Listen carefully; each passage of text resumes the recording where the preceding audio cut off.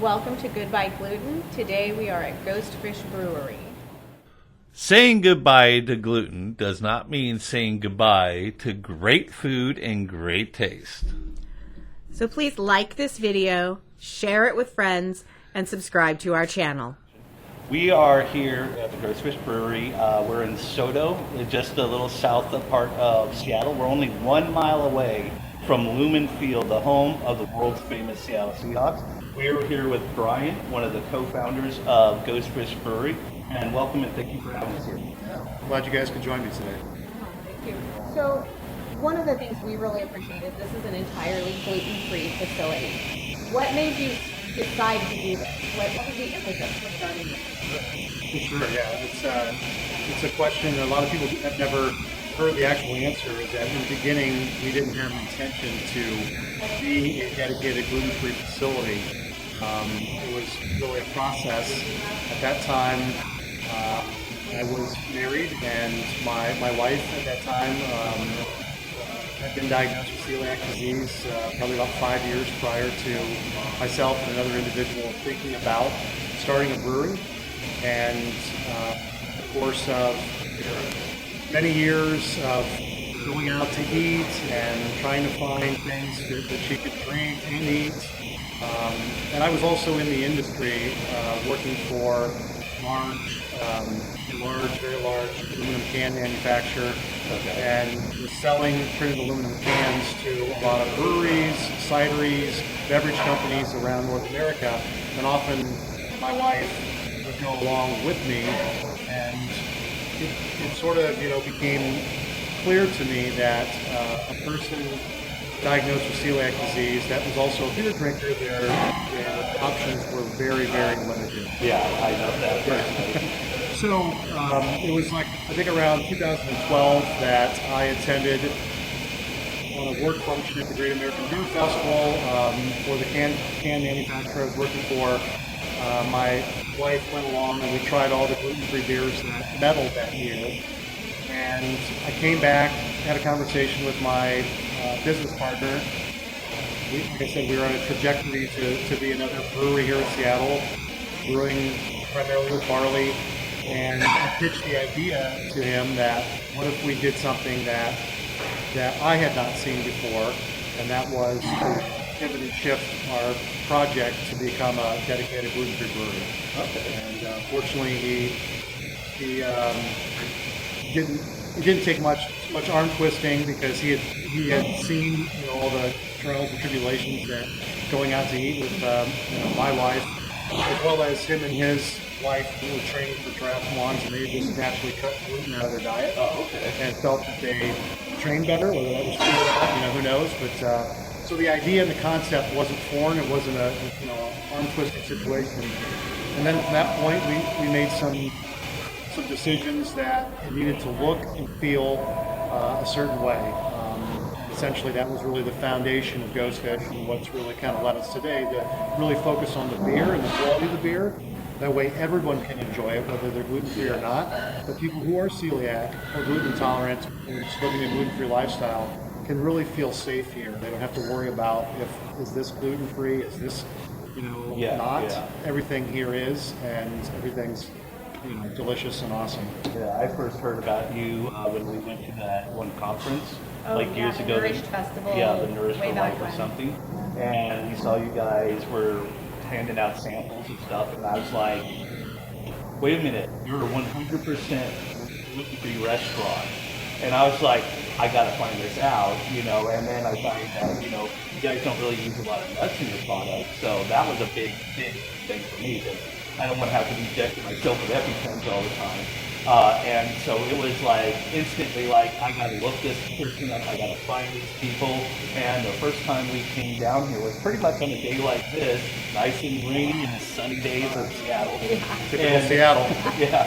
And it was like, oh my God, this place is gonna be my favorite place to be at. And so far you have lived up to it. Your beers are amazing, your food is outstanding. First time I ate one of your hamburger buns, it almost made me cry, because it was way better than mine, better than all the other gluten-free buns I've ever eaten. One thing is we wanted to ask is, First of all, I appreciate you. Thank you for saying that. I appreciate that. And I just want to interject that it's a lot of great people here that are involved with producing the beer, making the food that the credit goes to. So, yeah, we'll make sure that those compliments get down to the right people. But I really appreciate you saying that. now, like for like most of your buns and stuff like that, is all that made in house, or is that like Robin Hood? Robin Hood goes to another bakery to get them. Yeah, so we have a relatively small kitchen here, and there's limitations to what we can do and what we can't do. So some of the items, such as our buns, we do source, from food purveyors. But we spend a lot of time, one of the things that we do here, because we made the decision to be a dedicated facility, which means that we're really serious about being gluten-free and maintaining, a dedicated, environment. And I think, obviously our customers appreciate that. And 8 years into it, our reputation speaks for itself. But we're constantly doing our due diligence to make sure that whenever we bring in a new product, whatever it is, we're researching not only the ingredients, we're researching the company, where they're sourcing raw materials and things like that. Just because we don't want to take any chances, with that. I mean, it's not something that we want people to have to worry about when they come to Ghostfish. Okay, so you're diligent like Bob's Red Mill. They have a gluten-free flour, and like the products that they do get it from, not within miles, nobody grows wheat. So that's how diligent. So I really appreciate you doing that diligence. So how many beers do you guys brew here? Different types of beers? Yeah, so we have 7 year-round beers that we produce annually. And then we have a host of beers that come out at different times of the year that we typically call seasonals. Yeah. And then a slew of limiteds as well too. And then we do have a small pilot line that we're able to produce small batch beers, about a half barrel worth of beer, which is about 15 and a half gallons. And we rotate those through the tap room on a fairly regular basis, depending on how much time the brewers have just to brew that, pilot batch. But that's really, where they get to show off their creativity and their artistic talents, trying new styles, and it gives us an opportunity with our tap room to be able to tap the beers here in-house and people try it. And sometimes those beers, small batch beers, make their way into the lineup. And one beer that did that is our Grapefruit IPA, and today that's our most popular beer in all markets. But yeah, 7 year round, and then a host of other beers that come and go at different times of the year. Yeah, our sons that really loves your anniversary stout. It's just like that's like fine wine or sipping beer. You just don't drink it, you sip and savor it and stuff. So it's really good. It goes to the lot. So what is your favorite beer? Yeah, it's a great question. I do get asked that from time to time, and I guess before I give you the name of the beer, it can be a tough question to answer, because it's like if you have children and somebody asks you what's your favorite kid, Exactly. But if you had a gun to your head, it's not a very good analogy and stuff, and you were forced to choose one, you might say, well, I like Billy over Sam and and Tina for various reasons. So I like all of our beers at different times. I tend to sort of float into, like IPAs, and then, I'll be on the stout kick for a while. But the beer that's in my fridge all the time, rarely is it never in my fridge, is our Shrouded Summit Belgian White Ale. It's a particular style that Belgians in general that I enjoy. But I just really think that the Shrouded Summit pairs really well with seafood and spicy foods. It's a favorite for me year round. Yeah, I love your meteor shower. That one, I really like that. I really like, they got actually a beer flight thing, so you can order little glasses of samples of all the beers, and they're really good to try out when you get here. So how many dishes do you guys brew? Yeah, wow, that's, I'm not sure if I know the exact number of that, but we don't quite have a menu that looks like the Cheesecake Factory, if you know what I'm talking about. That's just way too many options. Correct. But we do have quite a few options. I mean, I feel like we've over the years we've had different types of menus. Some maybe more healthier options, and some maybe more like fine dining options. And we've really kind of settled in the past couple of years into what I call elevated pub fare that we have today. Staple Ghostfish and chips, great burgers. We do a wonderful sandwich of the month. This month happens to be a guacamole burger. We rotate, each month we'll rotate a different type of sandwich. But the tacos are great as well too. The wings. I think they were just talking to the kitchen staff was talking to me today, being Cinco de Mayo. Ironically, they're going to do a special on their own homemade corn tortilla chips that they do make in the kitchen, and a cod ceviche that they're making as well too. So we have enough stuff here that should satisfy any foodie that's looking for something that pairs really well with beer. And what I really love the most, that there's like no cross-contamination with meat or anything like that. 'Cause that's the biggest thing with us having going out to dinner. Even if they have a gluten-free option or gluten-free menu, is it going to be cross-contaminated? Are they going to be making anything with flour and then flour loses anyway? You guys don't have that issue because they're 100% gluten-free, celiac safe. Take it from this guy. Yeah, that was part of the decision that we made early on. We said we wanted to remain in integrity, and if we say that we're gluten-free, we mean that. And so you can't really do that half time, part of the time, and then expect to build integrity, and trust with your customer base. So we said this is how it's going to be from the beginning, no ifs, ands, or buts, and we stuck to our guns. And like I said, our customer base really appreciates that, and people that haven't been here yet, and hopefully lots more come and join us. That they understand that when we say gluten-free, we mean gluten-free. Right. And one of the things. A lot of times I'll see online someone saying, "Oh, I'm going to the Seattle area," and almost always I see someone saying, "Oh, you've got to try Ghostfish Brewery. It's well worth it. It's well worth fighting traffic for." So what kind of feedback initially started? You're starting out, you're getting ready to go. What kind of feedback and any pushback did you get in making that decision to go gluten-free? Sure. That was a real concern of ours. There hadn't really been anything done like this before. There was gluten-free being produced, gluten-free beers, differently than the path that we chose. And so there was definitely some trepidation and some internal fears as, could we pull this off?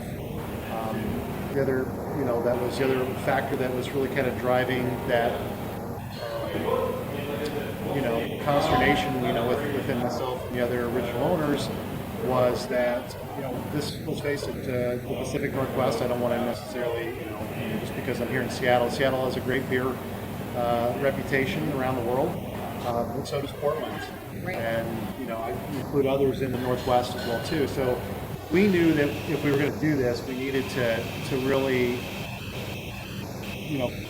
do it as well as possible and to try to be the best at it, because why would somebody want to try the second or third or fourth best gluten-free beer? And so, our focus from the beginning is the highest quality beer, period. Forget for a minute that whether it's gluten-free, because it is, but, like we said, we're going to focus on making high quality beer. And that's, we weren't sure whether we'd get some pushback from the celiac, kind of community, because one thing about Ghostfish is that we're not going to hit you over the head from a branding standpoint. When you come to our tap room, nobody's going to frisk you, ask you to leave your gluten at the door.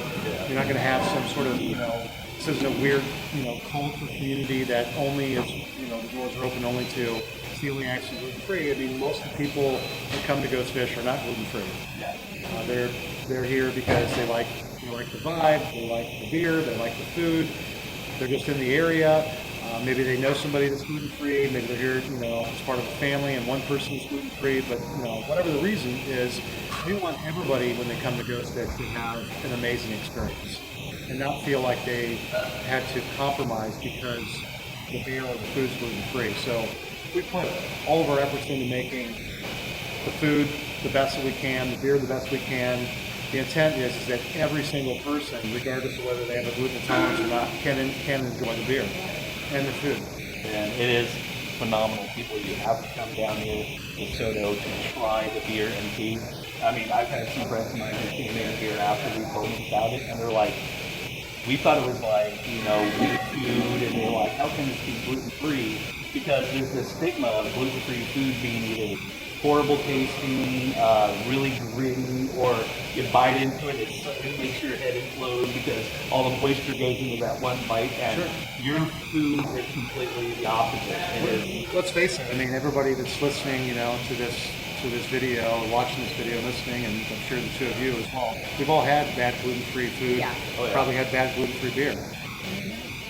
Ghostfish exists because of those reasons. We didn't want to be part of that scene. We wanted to do something, like I said, that we hadn't seen before, and we, feel pretty good about the fact that 8 years into this, and the business that we built and the following that we have, we're going to continue to stay the path, and trust that people will come back because, again, for all the reasons we've talked about thus far. Well, and it gives those who've had to make huge shifts in their diet, in their thinking, instead of, thinking, oh, I don't get normal anymore. Now it's, wow, I am normal. For sure. So it just really makes it inclusive. And I know for me, my favorite is always the fish and chips. The fish and chips and the carrot cake. Those are, that's what I always want. Carrot cake. Oh my God. That is succulent. Definitely two fan favorites for sure. Yeah. Mine is your chicken sandwich. That is just, the meat's juicy, the breading just nice and crunchy. I mean, the flavors are right there, smacked down. It's just... it's getting close to lunch, so you're making me hungry. Yeah, it's going to smack your mama. It's that good. Yeah. And the fish and chips are flaky, succulent. The fries are amazing. I mean, everything we have tried on your menu is extremely good, and we will always be a fan favorite of you guys. And hopefully, you'll be branching out to like down in some southern parts of Washington, maybe western and eastern Washington. Especially down where we exist down in Auburn, because that would be awesome. But then we wouldn't be able to come out here and see all you guys and wonderful people. And like I said, awesome people. This is one of the growlers. Extremely awesome deal. You buy your growler, you bring it up, and they'll fill it up for you. And they got a larger version too. You can pick up your beers at most supermarkets, or it's best place to find where you can find Ghostfish beer, depending on where you are. We have a beer finder tool on our website. If you go to our website, we're going to drop down menu off of the beer section, and it says Beer Finder, and it's really easy. Click on the state that you're in, and you can really narrow down your search to specific zip code. Okay. And you can search X amount of miles out from that, and you can actually drill down if you want it specifically, if you're looking for a particular type of beer, and if you want it in a package, or if you want it on, find a place that might have it on tap, you can do that with Beer Finder. That would be the best place. So you guys heard that. You go to their website first. Check it out. Check out their menu. You'll be able to see the times, the operation dates. You'll be able to see where their address is, directions there. You'll see so much the mission statement they have, which is pretty neat. So it is extremely good. Yeah, and we'll have everything linked down in the description box for you, so it's one click away. So now for the brewery tour. Absolutely. Let's do it. Brew house. And that's where the magic happens, you could say. With the open vats. The open vats, yep. That's a mash tun to the left, and that's called a boil kettle to the right. And the whole system is often referred to as a brew house.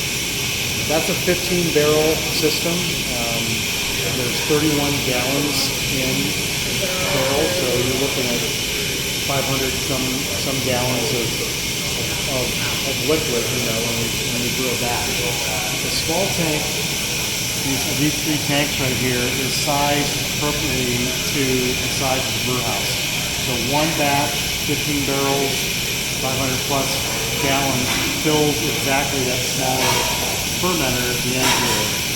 These two tanks here and then two off to the side behind these two large ones are all 30 barrels. So it takes us 2 batches to fill one of these tanks. The 3 tall tanks that we have fermenters here are all 60 barrel. And so it takes us 4 batches and 4 turns on a brew house to fill one of those tanks. So how long does it take to get from the brew house all the way to the Until bottle? people are enjoying it. Yes. So it depends on the beer style, but on average, the whole process from brew date to packaging date is about 3 weeks. Okay. So it's not an overnight process. It's not an overnight process. Some beers can move through the process of fermentation and conditioning quicker than 3 weeks, but it's kind of a rough number. That's a good time span before people are able to either enjoy it on tap or in a can or on The nice tap. thing is then as things move out of each stage, you're able to start the next Correct. batch. Yeah. So you always have something The happening. goal really is to have all these tanks that you see here filled up all the time and in play in the process. But you're exactly right. We're able to move beer from fermentation to conditioning, like on this side, these 3 larger tanks are all conditioning tanks. So basically what that means is that that's where the beer is final sort of resting spot before it moves into a packaging situation. It gets kegged or gets put into cans, in our scenario. But while that's happening, it frees up another tank that we can brew behind it. Okay, so like 1 or 2 of them are like resting tanks. Correct, yeah. They're Okay. called bright tanks or conditioning tanks. Okay, awesome. And how long does it take you to make bottle up in like all the kegs and stuff like that? How many can you do like within a week? Once they are shipping or like ready to go? Yeah, well, so like just give you an example that the 60 barrel, one of these tall 60 barrel tanks, which is the largest tank size that we have, if we're going to package out of that tank, which we do from time to time, we actually would move it. It's maybe hard to believe, but this tank, the volume of that is exactly the same volume. Oh, these ones right down It's there. a shorter squat, more squat. Yeah, so that's a conditioning tank.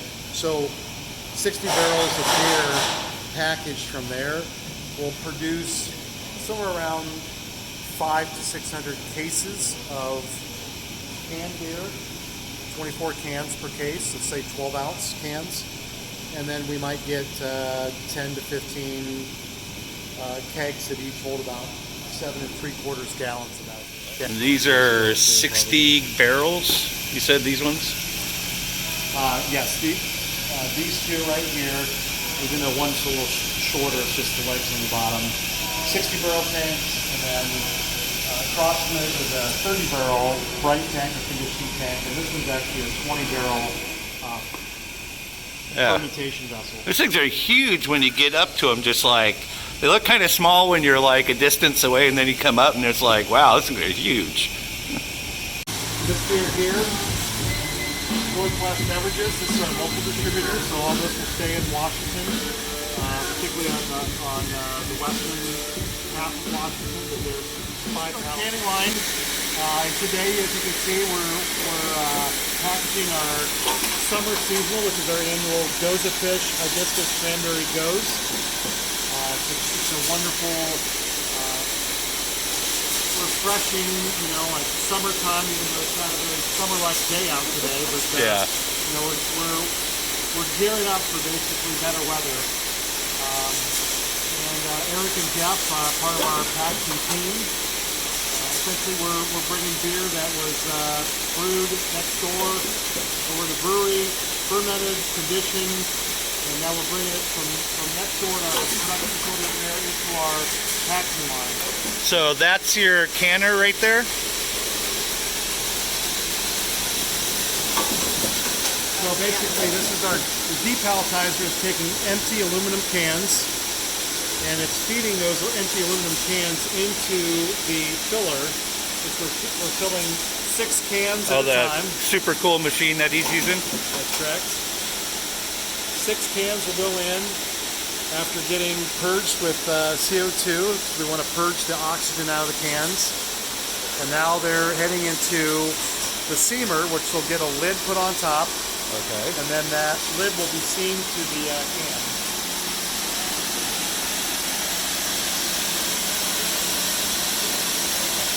And they go through like a external washing process too. Exactly. We're removing all the excess beer that's on the outside of the can, and then we're blowing off the excess water. Cans, before they go around the corner there, they're getting a date code on the bottom, so we can tell, what the packaging date was. That little machine right there.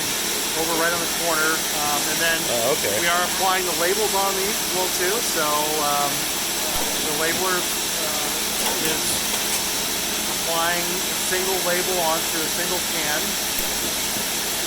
and then they make their final label with the label on, with the date code on. You can see a can coming into the labeler right now. You can do it! Okay, that is neat looking. And it just pops in. Now that finished can will come into what we call the pack tech machine, which is applying a plastic applicator onto 4 cans. And then it pushes it forward, and then Jeff, our operator, will do a final visual QC inspection on that to make sure that it's properly filled, that there's no issues with the label, and if that passes his final visual and touch inspection, then he'll put it into a case, and we're building our pallets right here, simply what we saw when we walked in. That's a lot of beer. You have a very good job. There's worse jobs out there, for sure. Okay, so here is our food. Thank you. As you see, you get a lot for the money. Now, what did you order? I ordered the shrimp and fries. Look at that. At least 4 inch. That's some big shrimp. I ordered their chicken sandwich. And then you just look at this baby. I mean, that is amazing. The buns are really soft. The chicken is perfectly done all the time. Pickles, Italian dressing, a little bit of slaw on the bottom.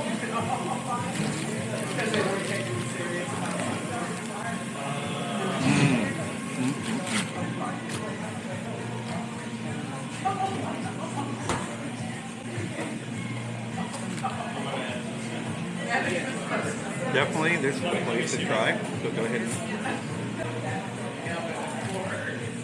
hot. Here, show the meat side. Their fries are extremely crispy. Oh yeah, good crunch. So much for having a shower. So thank you very much for coming to our channel. I hope you guys come and visit this place. And